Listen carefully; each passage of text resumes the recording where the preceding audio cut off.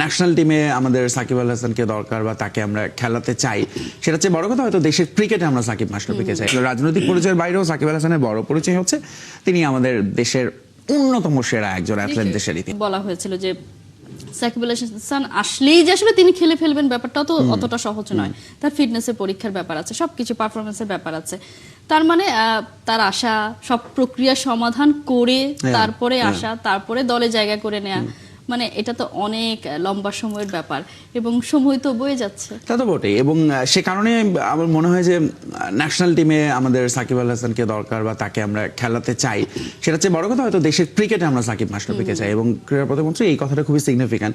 তিনি নিজে বছর দুয়েক আগেও ধরুন একজন ন্যাশনাল অ্যাথলেট, জাতীয় ক্রীড়াবিদ, সেই হিসেবেও তার হাতে হাত করা উঠেছে। রাজনৈতিক মামলায় তিনি হয়রানির শিকার হয়েছেন, জেলে যেতে হয়েছে। সেই অভিজ্ঞতা থেকে তিনি সেটা চান না আর কোনো ক্রীড়াবিদের সাথে এটা হোক, তার রাজনৈতিক পরিচয়টাই মুখ্য হোক তার ক্রীড়াঙ্গনের পরিচয় চেয়েও, যেটা ধরুন আমিনুল হকের ক্ষেত্রেও হয়েছিল। আমাদের রাজনীতিবিদরা যদি একটু বিনয়ী হন এবং একটু যদি ছাড় দেন মানসিকতা থাকে, তাহলে আসলে এই ঘটনাগুলো আমরা এড়াতে পারি। কিন্তু আমরা জানি যে ধরুন একটা রাষ্ট্র পরিচালনায় যখন অনেকগুলো স্টেক হোল্ডার থাকে, সো আমিনুল হক একা আসলে এখানে নন। তার এই বিষয়টা স্বরাষ্ট্র মন্ত্রণালয়, আইন মন্ত্রণালয় সবকিছুর সঙ্গে আসলে সমন্বয় করে আমাদের এটাতে যেতে হবে। কিন্তু coming back to year question, আমার মনে হয় না যে সাকিব আল হাসান তিনি যে ইচ্ছের কথা জানিয়েছেন যে তিনি আসলে অবসর নিতে চান, সাকিব আল হাসান কিন্তু বলেননি তিনি তার ক্যারিয়ার রিভাইভ করবেন, ন্যাশনাল টিমকে আরো সার্ভিস দিবেন। তার টার্গেট হচ্ছে, বা যেটা আসলে বলা হচ্ছে, তিনি বাংলাদেশে আসলে আরেকটা পূর্ণাঙ্গ হোম সিরিজ খেলে তিনি অবসরটা নেবেন। এখন হয়তো সেইটার সুযোগ করে দেওয়ার একটা চেষ্টা আছে বিসিবি বা সরকারের তরফ থেকে, কিন্তু সেটাও আসলে কতটুকু যুক্তিযুক্ত বা একেবারে খুব বেশি আমি ঠিক জানি না, মানে এটা আসলে শেষ পর্যন্ত সম্ভব হবে কিনা।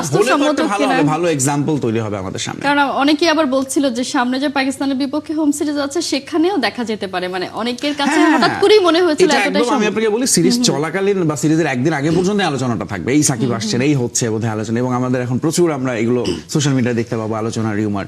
বাট আনটিল আমার মনে হয় আনলেস কনক্রিট কিছু আসছে গভর্নমেন্টের পক্ষ থেকে, এবং সরাসরি যদি আমিনুল হক নিজেই বিষয়টা একেবারে দায়িত্ব নিয়ে তিনি যোগাযোগ করেন সবগুলো স্টেক হোল্ডারের সঙ্গে, সাকিব আল হাসানের সঙ্গে এবং বিসিবির সঙ্গে, তাহলে আমার মনে হয় একমাত্র সম্ভব হবে যে শেষ পর্যন্ত তাকে দেশে আনা, এবং তার যে তিনি যে ইচ্ছার কথা জানিয়েছেন ন্যাশনাল টিমের হয়ে তিনি আসলে খেলে অবসরটা নিতে চান ফ্যানদের। এবং বাংলাদেশে অনেক সাপোর্টার আছে সাকিবের, কারণ রাজনৈতিক পরিচয়ের বাইরেও সাকিব আল হাসানের বড় পরিচয় হচ্ছে তিনি আমাদের দেশের অন্যতম সেরা একজন অ্যাথলেট দেশের ইতিহাসে।